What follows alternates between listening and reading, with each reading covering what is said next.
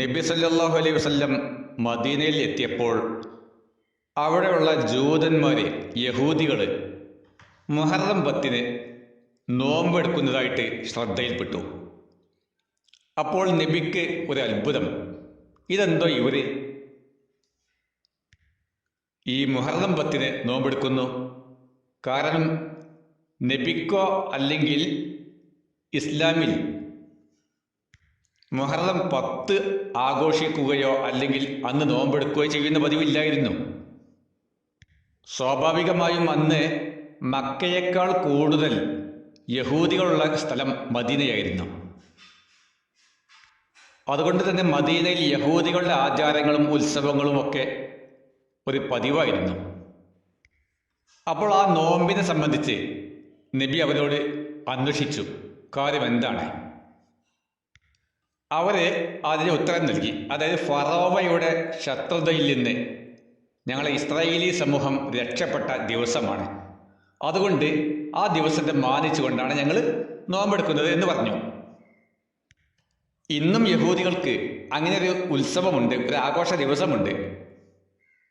യൗം കിഫൂർ എന്നാണ് അവർ ഹിബ്രു ഭാഷയിൽ ആ ദിവസത്തെ വിളിക്കുന്നത്. ഇംഗ്ലീഷിൽ യോം കിപ്പൂർ എന്ന് വിളിക്കും.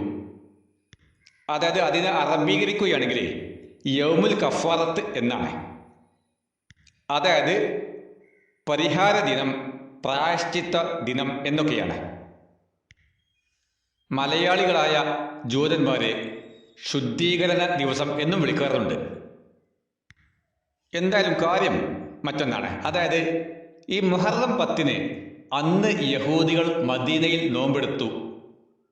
അത് അറിഞ്ഞ നബി ഇസ്ലാമിലും അതുപോലെ മുഹറം 10 നോമ്പെടുത്ത് ആഘോഷിക്കാൻ തീരുമാനിച്ചു.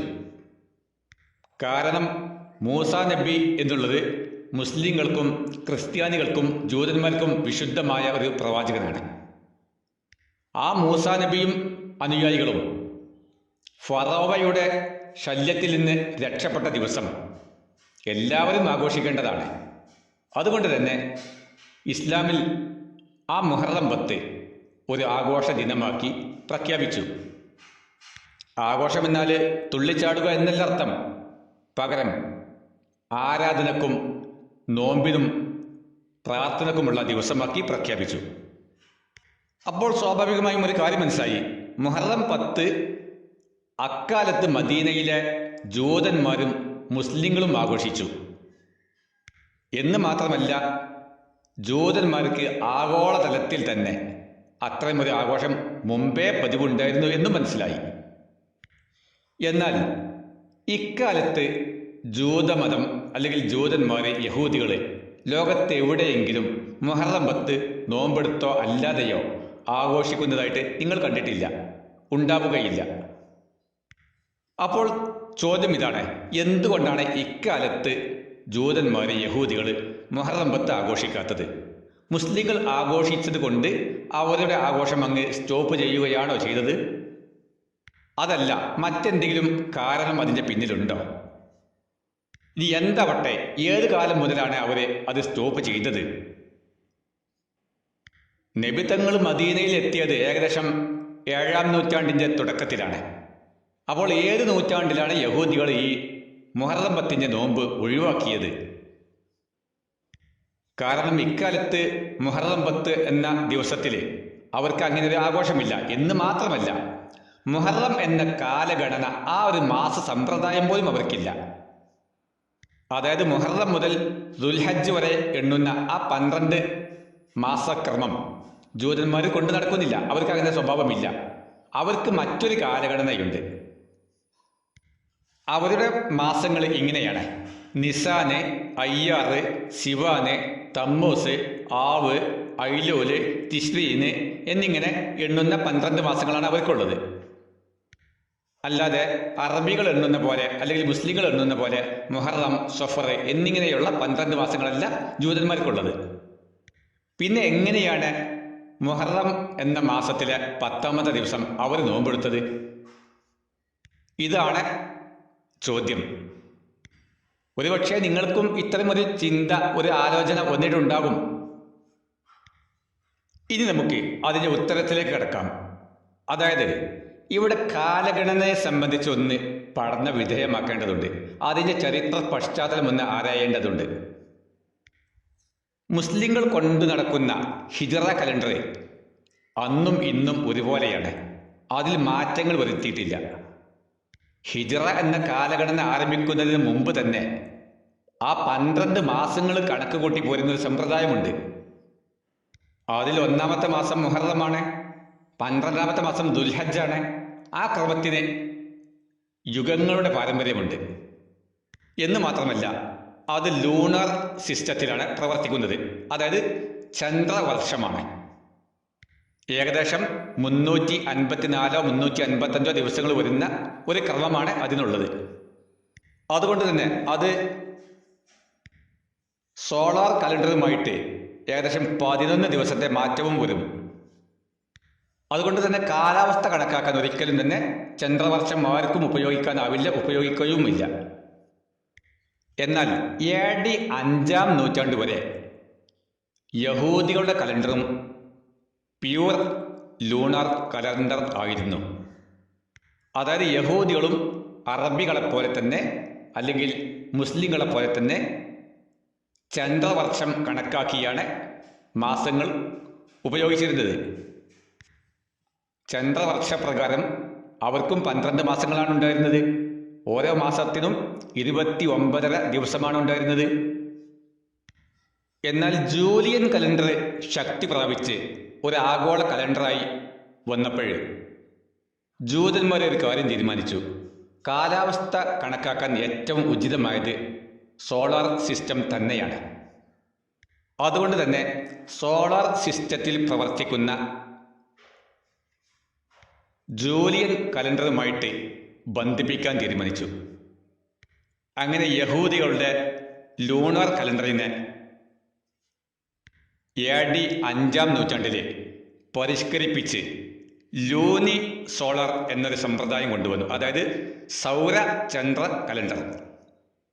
അതെങ്ങനെയെന്ന് വെച്ചാൽ 12 മാസങ്ങൾ ചന്ദ്രവർഷപ്രകാരം തന്നെ കണക്കാക്കും. അപ്പോൾ ഓരോ 3 വർഷത്തിലും ഒരു അധിക മാസം ഉണ്ടാക്കും.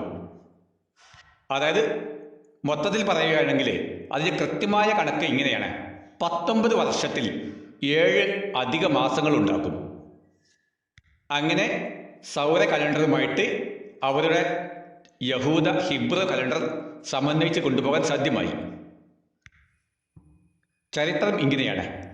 അപ്പോൾ നിങ്ങൾക്കൊരു സംശയമുണ്ടാവും, പക്ഷേ മുഹറം 10 നോമ്പ് എവിടെ പോയി? അതായത് അക്കാലത്ത് മദീനയിലെ യഹൂദികൾ മുഹറം 10 നോമ്പെടുത്തു.